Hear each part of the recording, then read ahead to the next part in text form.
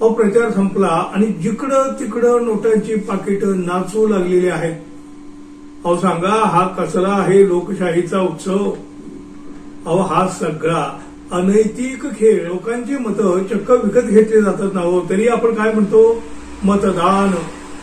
मतदान नाही मित्रांनो, हा आहे फक्त व्यवहार. तोही अनैतिक. मतदान केलेलं नाही, त्यांनी मताची विक्री केलेली आहे. पैसे घेतले, मत विकलं, व्यवहार पूर्ण.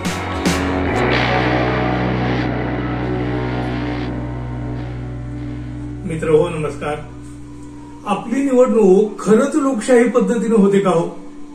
निवडणूक सुरू झाली ना की रस्त्यावर कोट्यावधींच्या नोटा कशा सापडतात, कुठून येतात या, कोणाच्या असतात या नोटा आणि कुठे निघालेल्या असतात.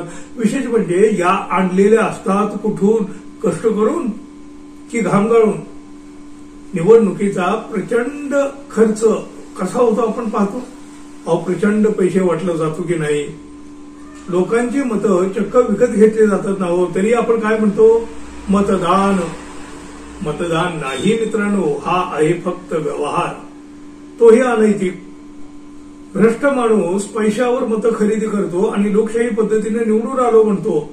लोकशाही जिंदाबाद, वा रे वा. हे आपण प्रत्येक निवडणुकीत हा पैशाचा खेळ पाहत असतो. नोटा, अंमली पदार्थ, हे सगळं 2 दिवसाचा खेळ असतो. पण मग 5 वर्ष याच खर्चाची वसुली सुरू होते. आता मतासाठी जो पैसा घेतो त्याला काय अधिकार होतो कुठल्या नेत्यांना भ्रष्ट म्हणायचा? म्हणजे बघा, भ्रष्टाचाराची खरी सुरुवात इथूनच होत असते का नाही? मग दुसऱ्याला भ्रष्ट म्हणायचा प्रश्न येतो कुठं आणि तो ऐकून घेईल का? नाही. शिवाय बघा, मतदार म्हणून त्याचा काय हक्क उरतो? मतदान केलेलं नाही, त्यांनी मताची विक्री केलेली आहे. पैसे घेतले, मत विकलं, व्यवहार पूर्ण. निवडून आल्यावर त्यानं म्हणजे या लोकप्रतिनिधीनं समजा तुमचं काम केलंच नाही तर तुम्हाला काय अधिकार आहे त्याच्या नावानं ओरडायचा? कारण हे मत दान केलेलं नाही, विकलेलं आहे. मागच्या निवडणुकीपेक्षा कितीतरी अधिक पटीनं यावेळी अशा प्रकारची मालमत्ता जप्त करण्यात आलेली आहे. अर्थात जी जप्त झालीच नाही किंवा जी सापडलीच नाही त्याची तर काही मोजदाद असायचा प्रश्नच येत नाही.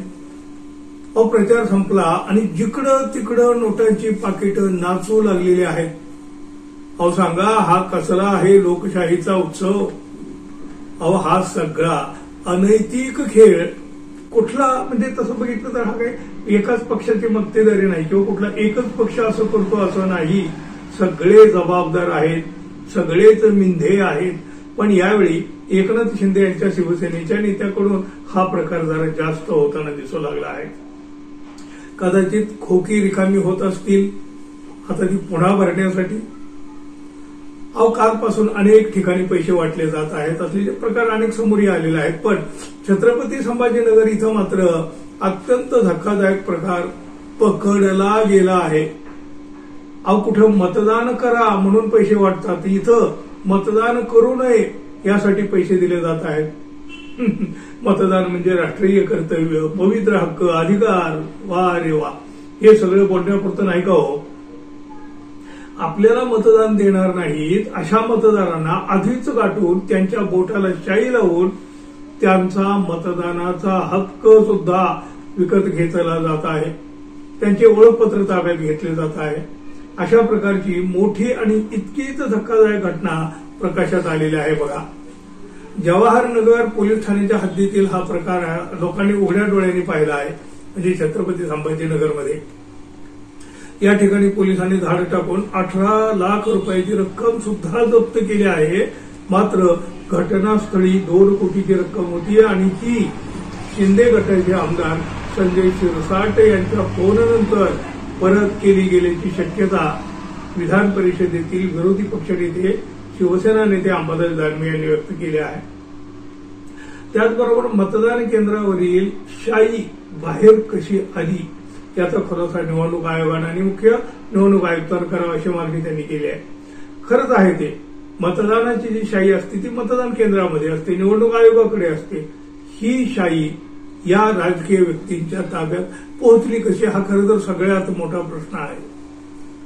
अंबादास दानवे यांनी याबाबत ट्विट करीत या घटनेचा भांडाफोड केलेला आहे. छत्रपती संभाजीनगरमधले जवाहरनगर पोलीस ठाण्याच्या हद्दीत बोटाला शाई लावून निवडणूक ओळखपत्र जमा करून घेऊन पैसे वाटप होत असल्याची बाब समोर आली आहे। या दरम्यान पोलिसांनी साधारण 18 लाख रुपये जमा करून घेत अंदाजे 2 कोटींची रक्कम आमदार संजय शिरसाट यांच्या फोननंतर सोडण्यात आल्याची माझी माहिती आहे, असं अंबादास दानवे म्हणतात।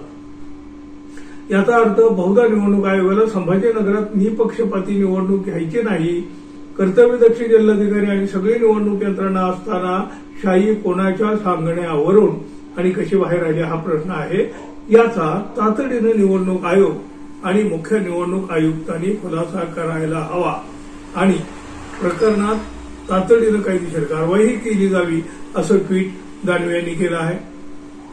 आधार कार्ड आणि मतदान ओळखपत्र ठेवून घेत मतदारासाठी प्रत्येकी 1000 रुपये देणाऱ्याला आणि घेणाऱ्याला पोलिसांनी मध्यरात्री अटकही केली आहे।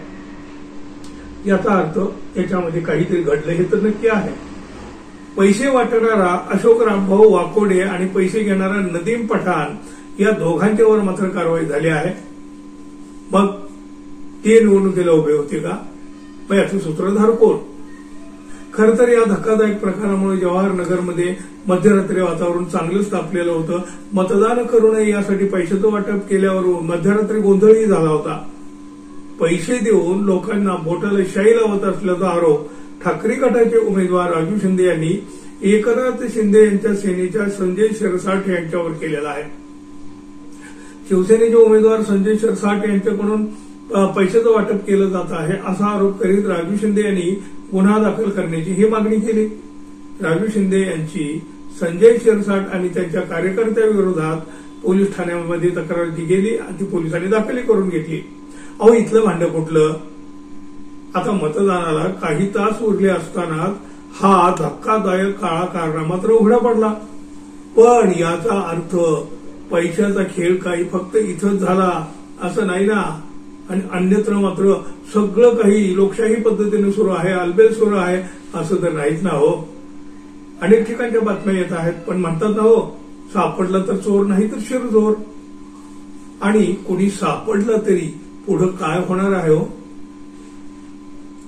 जे खरे सूत्रधार असतात ते कधी अडकतील काय? हा पैसा कुठून आणला जातो याची कधी चौकशी होईल काय? तुम्ही काय म्हणाल? काय म्हणाल तुम्ही या अशा लोकशाहीला जरूर व्यक्त व्हा मित्रांनो।